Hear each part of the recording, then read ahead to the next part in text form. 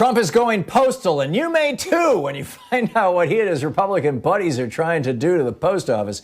The union leader, Mark Dimondstein, is here with us. Check this out. Leave your comments, ding the bell, share it with your friends, and subscribe to our channel. To start out, Mark Dimondstein is with us. He is the president of the American Postal Workers Union, the APWU, their website, appropriately, apwu.org. It's part of the AFL-CIO. In fact, Mark Dimondstein is a member of the AFL-CIO Executive Council. And Mark, it's great to have you back. Or President Dimondstein, it's great to have you back. You've got a brilliant article in these times, and I've seen versions of it in other places, Common Dreams and whatnot, about the Trump administration's plans to privatize the post office and just basically destroy it. What's the state of things right now? Well, Tom, first, thanks so much for having me, and it's to talk about an issue so near and dear to the American people.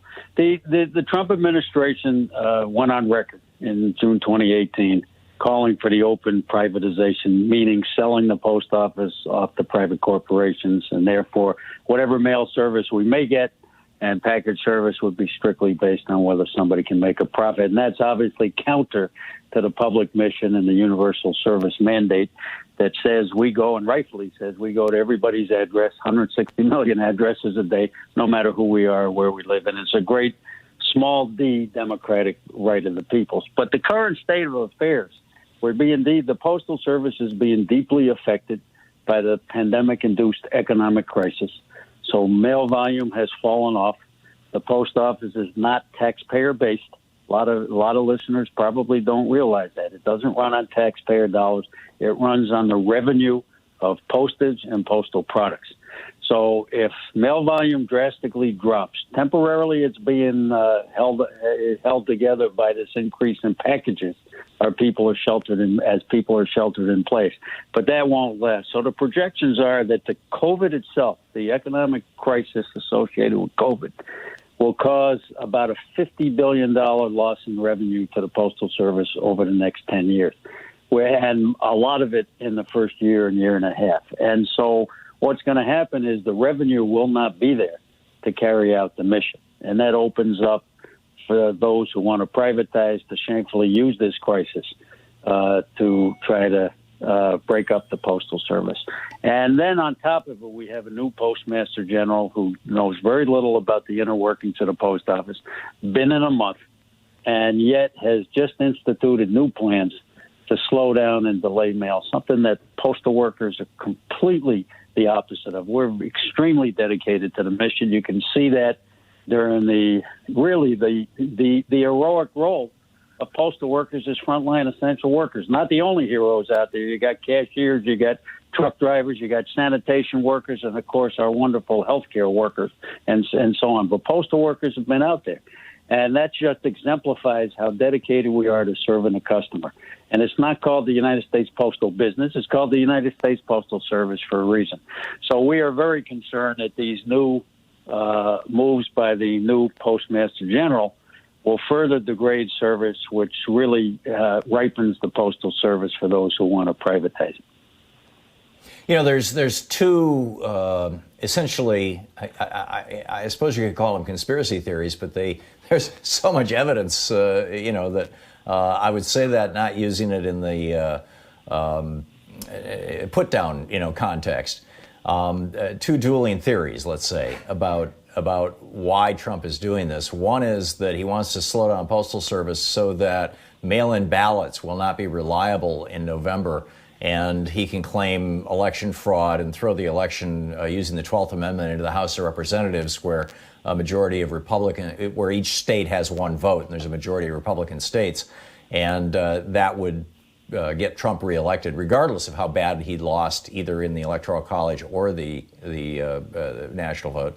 The second theory, of course, is what you were just talking about, that he wants to just sell it off to his buddies, and that this is both ideological. These libertarians don't believe in government doing anything other than police functions and maybe some court functions.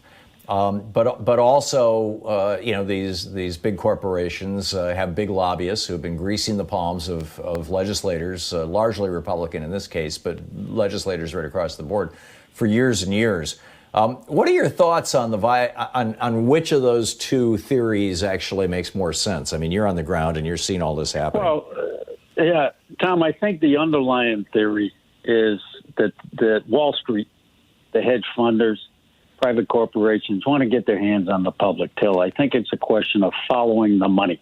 The post office generates over $70 billion a year in postal revenue. Of course, that is what is then there not to enrich shareholders or CEOs, or Wall Street, but to enrich the people of the country with this small d democratic right.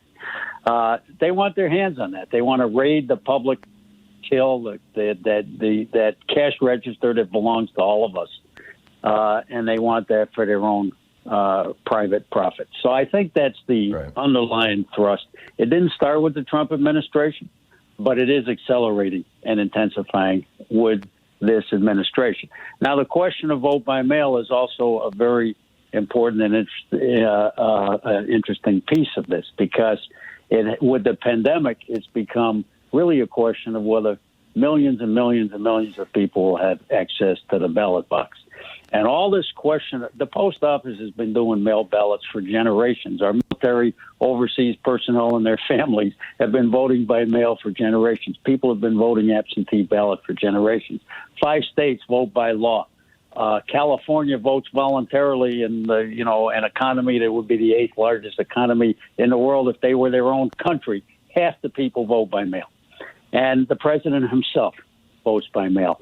This idea of fraud is just an absolute smokescreen. Oregon has had, where I think you are based now, Oregon has vote by mail, for 19 years, at every level of government, from the local election, the city council, school board, all the way to the presidency. Over 100 million ballots cast over 19 years, 15 cases of voter fraud. That's less than one a year. And yet, Utah, I think, has had vote by mail by law now for 5 or 6 years. 0 cases of voter fraud. It's actually an absolute scam to claim that something, and the post office is extremely trusted. It's reliable. There's a paper trail. There's accountability. We're dedicated to what's called the sanctity of the mail, the privacy of the mail. It's a great way to vote pre-pandemic. It's our vital I agree. way to roll. Mark, forgive the interruption, but we just have 20 seconds, so we're going to hit a hard break. What can people do to support the post office? Well, they can call their senators this week who are dealing with stimulus relief that passed the House that will put $25 billion to make up the projected revenue loss due to COVID. So get the post office through this crisis and help keep it vibrant going forward. Thanks, Tom.